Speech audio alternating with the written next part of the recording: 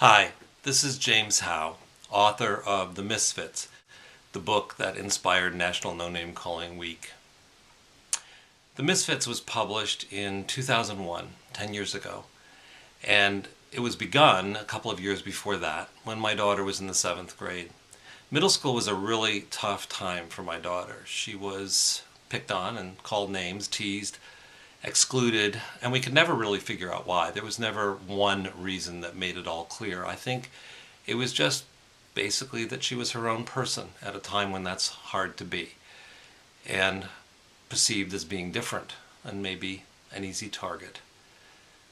It was a tough time, and it was also a time that brought back memories of another tough time, a time when I was in middle school and high school and dealt with my own feelings of being different and excluded and not fitting in.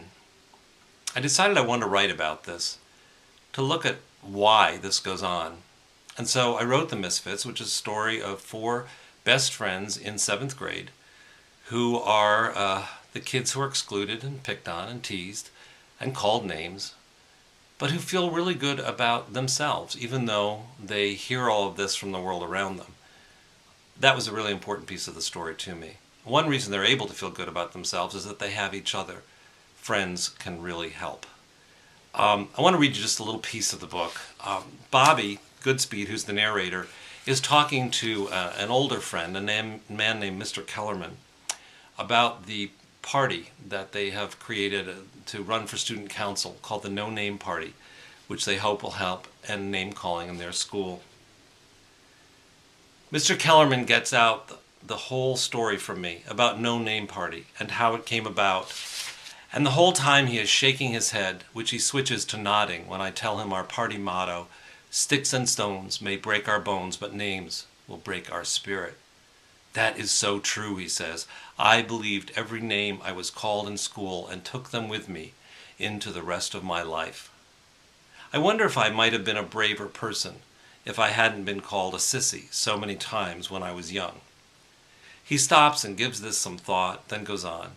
"Well, there's no point in blaming others, although I do think names belong more to the people using them than the people on the receiving end. But what can we do? We're all so ready to believe the worst about ourselves, we just accept them without even thinking about what they mean or even if they're true." What I'm asking you to do is think. Think about the words you use, the names you use, what they mean and if they're true, because I can speak from experience. Those names, you do take them with you into the rest of your life. They form a picture in your own mind of who you are, a part of your identity, and it takes a long time to come to understand that what they're really telling you about yourself is not the truth, but the lie that you are somehow less than other people, that there's something wrong with you and something bad. None of that is true. The truth is, you are who you are. You are different, and there's nothing wrong with that because we're all different. And the names that you are called, the names you call others, those belong to the person doing the calling. So think, and if you can, don't speak. Don't say the names. Be true to yourself and let others be true to themselves. Thank you.